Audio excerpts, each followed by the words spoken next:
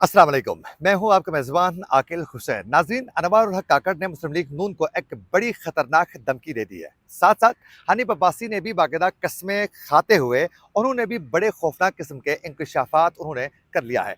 साथ साथ साबिक वज़ीर आज़म पाकिस्तान नवाज शरीफ ने भी वज़ीर आज़म शहबाज शरीफ को तलब करते हुए उनसे एक रिपोर्ट मांगी है और नवाज शरीफ ने भी एक बड़ी धमकी दे दी है। उसके अलावा सीनियर एक सहाफ़ी ने अचानक मुल्क छोड़ चुके हैं। क्या वजह बनी है? हामिद मीर को अचानक धमकियां मिल रही है। कौन है इसके पीछे? और नेब की जानिब से सियासतदानों के खिलाफ और अरकान पार्लियामेंट के खिलाफ कानून साजी के मामले को लेकर बड़ी शर्मिंदगी का इजहार करते हुए नेब ने एक नई कानून साजी की यकीन दहानी करवाई है। इसके पीछे कहानी क्या है, क्या चालाकी छुपी हुई है, आज के प्रोग्राम इसकी तफसीलात आपके सामने रखेंगे। उसके अलावा शहीद अरशद शरीफ के केस के मामले को लेकर एक बड़ी मुस्बित पेशरफ्त सामने आ चुकी है।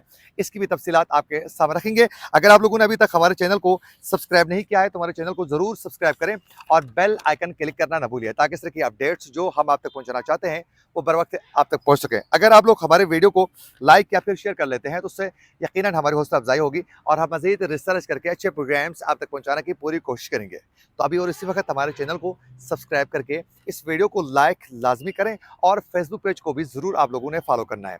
नाज़रीन, कुछ दिनों से पाकिस्तान में गंदम के मामले को लेकर बड़ी करप्शन की कहानियां जो हैं वो सामने आ रही है। एक नशस्त में बाकायदा अनवर हक काकड़ और हनीफ अब्बासी के दरमियान एक बड़ी झड़प हो चुकी है। उसकी कहानी सामने आ चुकी है।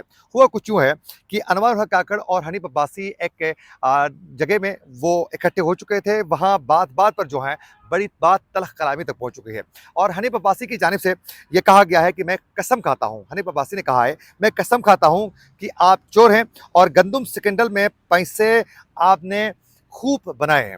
अब इस मामले को लेकर हनीफ अब्बासी ने एक निजी टीवी चैनल में बाकायदा उन्होंने प्रोग्राम में बैठकर इस पर बात की थी। उसके बाद अनवर हक काकड़ ने इसी मामले को लेकर हनीफ अब्बासी को टोका है और उनको बड़े उनकी सरजनिश करते हुए अनवर हक काकड़ ने यह कहा है कि फार्म 47 पर बात की तो आप और नून लीग को मुंह छुपाने की जगह नहीं मिलेगी। ये उन्होंने धमकी दी है। अगर मैं फार्म 47 की असल जो कहानी है वो अगर मैं सामने लाऊं तो उसके बाद मुस्लिम लीग नून और आपके लिए मुंह छुपाने के लिए जगह नहीं मिलेगी। ये जो गंदम के मामले पर जो स्कैंडल बन चुका है जिसमें करप्शन की बातें हो रही है, उन्होंने कहा है कि इस पर जो है अगर आप मेरे ऊपर इल्ज़ाम तराशी करेंगे तो फिर फार्म 47 की कहानियां जो हैं वो सामने आने के बाद आप लोगों को मुंह छुपाने की जगह नहीं मिलेगी। उस पर हनीफ अब्बासी ने कस्में खाते हुए उन्होंने कहा है कि गंदम स्कैंडल में जो है आपने खूब पैसे बनाए हैं, आप चोर हैं। ये मैं दोबारा रिपीट कर रहा हूँ। ये उन्होंने कहा तो वो बड़े आग बगोल हो चुके हैं। इसी मामले को लेकर ही बाकायदा जाती उम्र में साबिक के वज़ीर आज़म पाकिस्तान नवाज शरीफ की पार्टी रहनुमाओं के साथ जो है एक अहम नशस्त हो चुकी है। उस इजलास में बाकायदा पार्टी रहनुमाओं ने गंदम में होने वाली करप्शन के मामले को लेकर खुल के उन्होंने बात की है। बाकायदा शवाहिद जो है उनके सामने उन्होंने रखा है और तफसीलन बात होने के बाद नवाज शरीफ इस मामले को लेकर बहुत ज़्यादा सीख पा हो चुके हैं। नवाज शरीफ ने यह कहा है कि गंदम की चोरी में जो स्कैंडल है उसमें जो भी मुलविस हैं उनको किसी सूरत नहीं छोड़ा जाएगा। उन्होंने फौरी तौर पर इजलास के बाद जो है वज़ीर आज़म शहबाज शरीफ को तलब किया है और उनको कहा है कि पीर तक जो है शहबाज शरीफ पेश होंगे नवाज शरीफ के सामने और वो रिपोर्ट भी साथ लेकर जाएंगे कि गंदम के स्कैंडल के मामले पर क्या पेशरफ्त हो चुकी है, वो नवाज शरीफ को बाकायदा आगाह करेंगे। आप लोगों को याद होगा कि पीएम शहबाज शरीफ ने हुकूमत के पहले माह में ही 6,91,000 मैट्रिक टन गंदम की दरामदात का बाकायदा उन्होंने दरामद का बाकायदा नोटिस वो ले चुके थे। अब इसमें बड़ी करप्शन हो चुकी है। फरवरी 2024 के बाद गंदम की दरामद जारी रखने पर बाकायदा उन्होंने तहकीकात का वो हुक्म दे चुके हैं। अब ये जो इजलास हो चुका है नवाज शरीफ की पार्टी रहनुमाओं के साथ, उस दौरान बाकायदा उनको बड़े इंकशाफात नवाज शरीफ के सामने पार्टी रहनुमा कर चुके हैं। उन्होंने नवाज शरीफ को बता दिया है कि बहरी जहाज गंदम लेकर चल पड़े और मंजूरी बाद में दी गई है और 25 दिन में पहुंचने वाला जहाज मंजूरी के 7 रोज बाद ही बंदरगाह पहुंच गया है। ये इंकशाफात हो चुके हैं। इस वक्त गंदम का जो स्कैंडल है उस पर बड़ी मेगा करप्शन की बातें हो रही है। अब देखना यह है कि नवाज शरीफ ने इनको पेश तो होने के लिए कहा है, तलब तो किया है। अब देखते हैं कि इसमें मजीद क्या पेशरफ सामने आती है और कैसे हकाइक कौम के सामने लाने में शहबाज शरीफ और टीम कामयाब होती है या नहीं, ये आने वाले दिनों में ही पता चलेगा। और साथ साथ नैब की जानिब से एक नई कानून साजी की बात की जा रही है। अब नैब के किरदार से तो भला कौन वाकिफ नहीं है।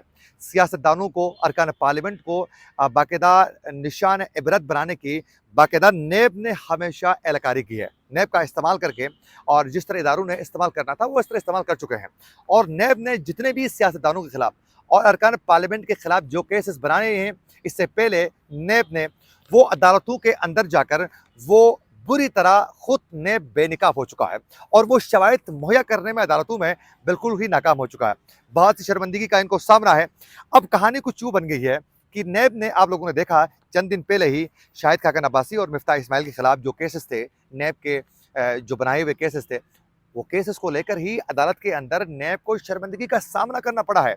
और नैब ने खुद जो है बाकायदा हनीफ उसके शाहिद खाकन अब्बासी और मिफ्ताह इस्माइल की तारीफ की है।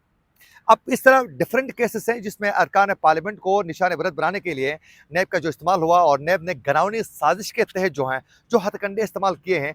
अब इन तमाम मामलात को लेकर पीपल्स पार्टी का ये डिमांड था मुस्लिम लीग नून से कि इस नैब का मुकम्मल ही खात्मा होना चाहिए।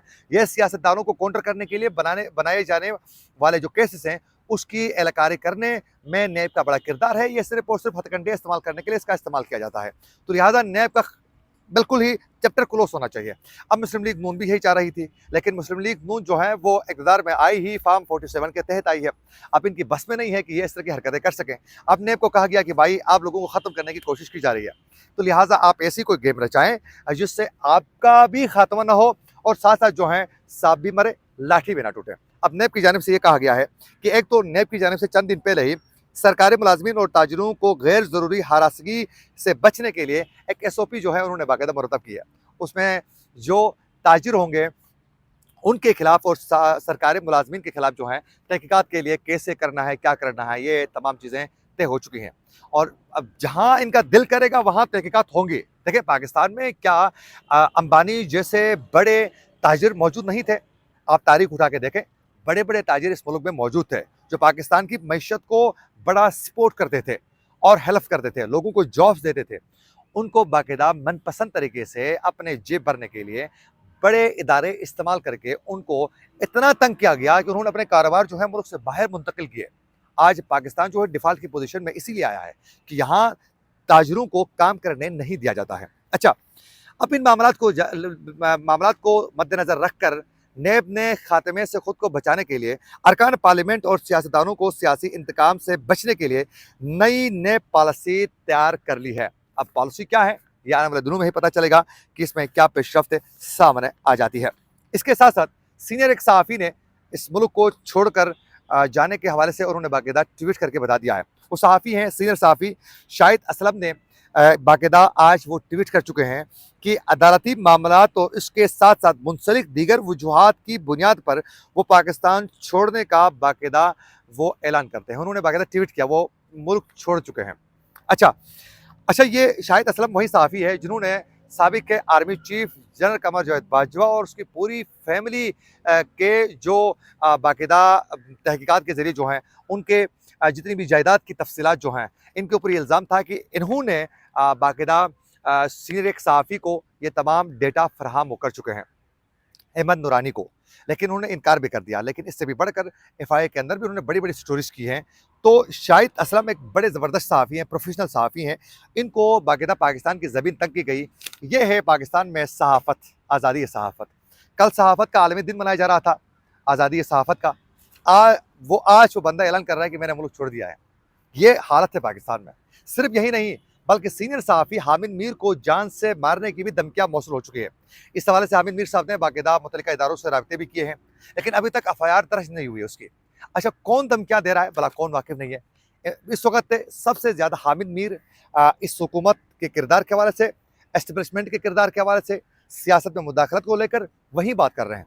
अब इसीलिए हामिद मीर को निशाना बनाया जा रहा है कि हामिद मीर को किसी तरीके से जो है वो रास्ते से हटाया जाए, क्योंकि इस वक्त असल सहाफ़त का वही अलमबरदार है सिर्फ और सिर्फ।